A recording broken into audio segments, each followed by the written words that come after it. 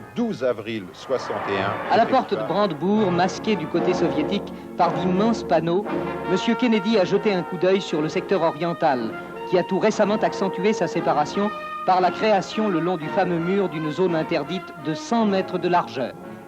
1961, le 6 juillet, Gérard Mullier ouvre le premier magasin à la périphérie de Roubaix face au quartier neuf des Hauts-Champs.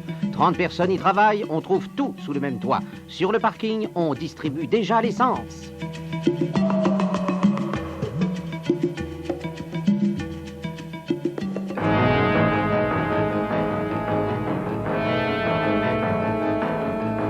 La réussite de mon fils m'a certainement beaucoup satisfait, mais ce qui m'a satisfait le plus, c'est qu'il a créé. Pour moi, c'est plus important. Mon père m'a aidé en me disant, écoute, il y a un développement important des hypermarchés aux États-Unis, il faut faire la même chose en France. Et puis c'est comme ça qu'on a démarré. La seule règle importante, c'était de faire ce que le consommateur voulait qu'on fasse. En notre époque de progrès, il va de soi qu'il s'adresse autant qu'à la ménagère, au chef de famille qui ne saurait manquer d'y suivre son épouse.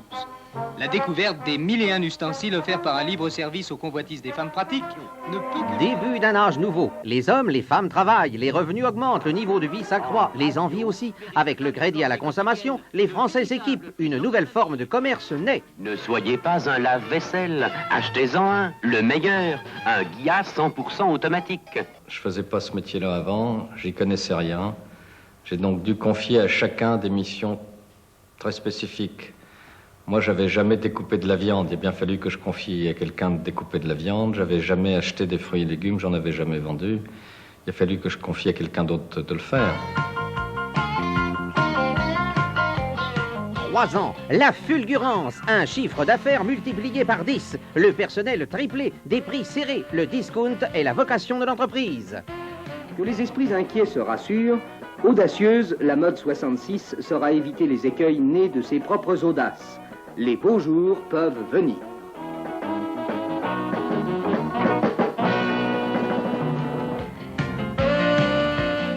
Le premier hypermarché devient en 1968, avec ses 13 000 mètres carrés, son vaste parking et les boutiques de la galerie, le plus grand hypermarché de France. Un espace à parcourir. Tonight that we as a people will get to the promised land.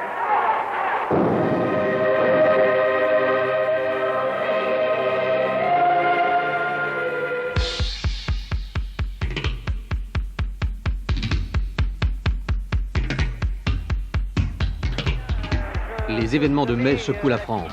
Le général de Gaulle lance la participation. Mais Auchan va plus loin et distribue 3 fois plus que ne l'autorise la loi.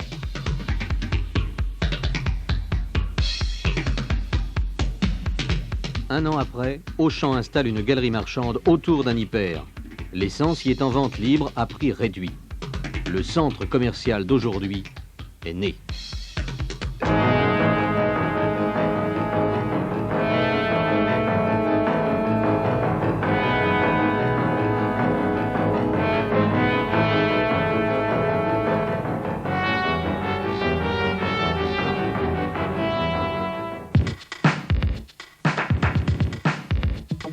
Les années 1970, elles sont pour Auchan des années d'organisation, d'expansion, de décentralisation, d'informatisation. L'implantation est maintenant nationale avec 14 magasins, 600 emplois sont créés. Avec la prime de progrès, la politique d'intéressement se poursuit. Toujours le discount, des produits frais, un étiquetage clair, informatif au kilo, au litre, des services compétents et souriants. En 1977, l'actionnariat est lancé. Je suis devenu actionnaire en décembre 1977 par le biais d'un versement volontaire.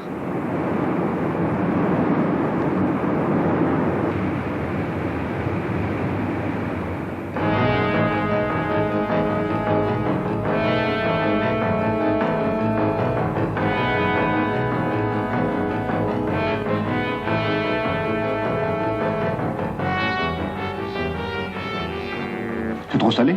Écoutez, mon ami, si vous n'êtes pas content, vous n'avez qu'à aller au restaurant. Flunch, flunch. Alors aujourd'hui, c'était trop quoi? J'ai dit que c'était trop salé. Moi aussi. Non. Allez. Flunch, tous les gourmands s'y retrouvent. Amorcée dès 1971, la diversification du groupe s'accélère dans la restauration et les surfaces spécialisées. Très vite, Auchan franchit les frontières nationales vers l'Espagne et les États-Unis.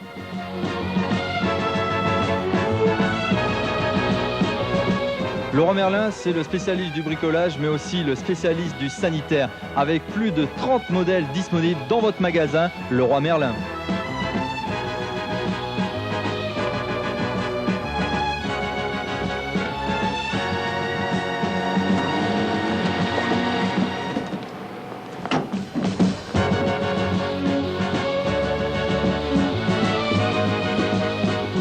Están de aniversario.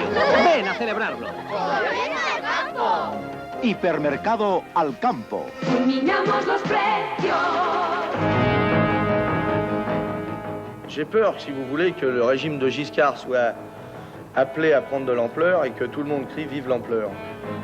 Alors, comme on a voté pendant 30 ans pour des gens compétents et intelligents, je propose aujourd'hui qu'on vote pour un imbécile qui n'y connaît rien, c'est-à-dire moi.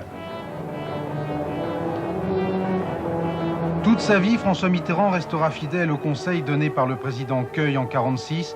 Écoutez tout le monde et n'en faites qu'à votre tête.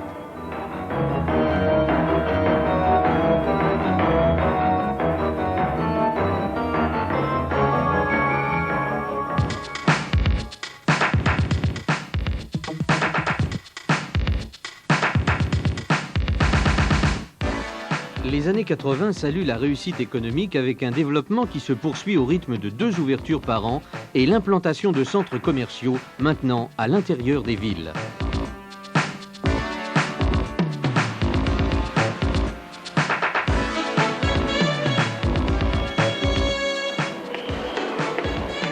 On y marche, on s'y promène, on s'y détend. On y est attendu, accueilli, informé.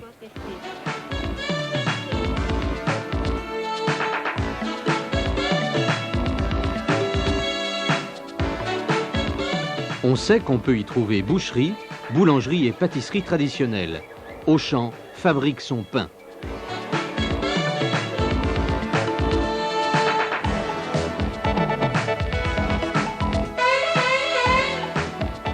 Auchan, ce sont 39 hypermarchés, 200 000 clients journaliers, 5 500 fournisseurs, 1100 petits et moyens commerces, 5 500 emplois créés depuis 1982.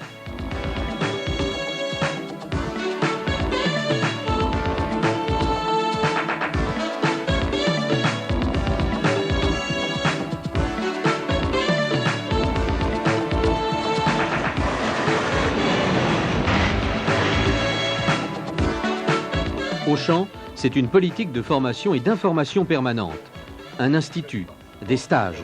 C'est un management participatif avec plus de 400 cercles de qualité. C'est encore le partenariat avec l'industrie. Et est-ce qu'on continue dans le magasin aujourd'hui la distribution de barquettes de viande ?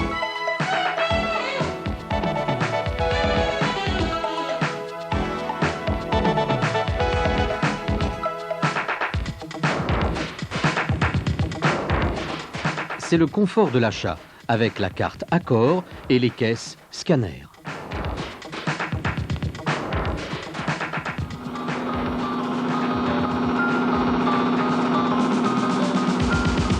La vie pratique est aussi à Auchan.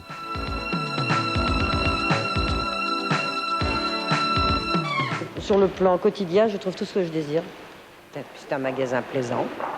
Je pense que c'est là où c'est le moins cher en plus, où on trouve à peu près tout. On trouve de tout et c'est moins cher.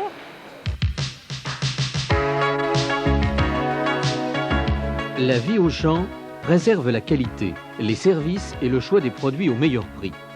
La vie Auchan, c'est un art de vivre.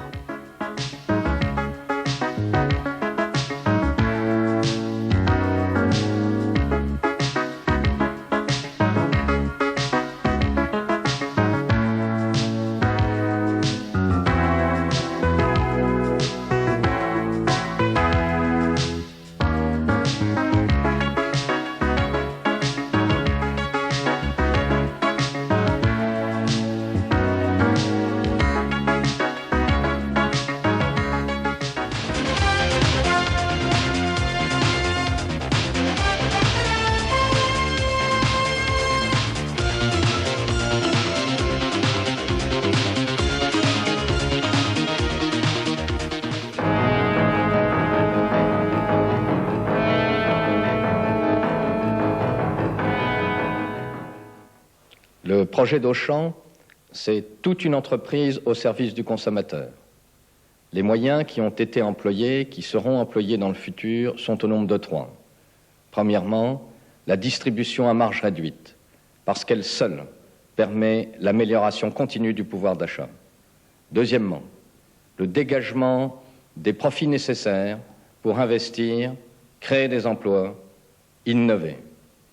Troisièmement, l'organisation, pour chacune des femmes et chacun des hommes qui travaillent dans l'entreprise, du partage du savoir, du partage du pouvoir et du partage de l'avoir. Je crois en l'avenir de l'hypermarché en France, dans la plupart des pays d'Europe et dans un certain nombre de pays dans le monde. L'hypermarché doit en effet devenir et rester un multispécialiste qui offre dans chacun de ses rayons le même professionnalisme que ce qu'on peut trouver dans les commerces spécialisés. Si on ajoute à cela l'accueil, la clarté de l'offre, la vitesse du choix, eh bien l'hypermarché a devant lui un avenir important et il n'existe pas dans un avenir prévisible de formule commerciale capable de supplanter l'hypermarché. Autour de l'hypermarché continueront à se développer des entreprises de néo-succursalisme comparables à celles qui existent aujourd'hui et qui sont nos pistes et d'autres pistes que nous créerons. Ce qui fait que je suis très optimiste pour l'avenir de ce groupe et je pense que dans les 10-12 ans qui viennent, nous pourrons parcourir un chemin aussi important et peut-être plus important que le chemin qui a été parcouru de 1961 à nos jours.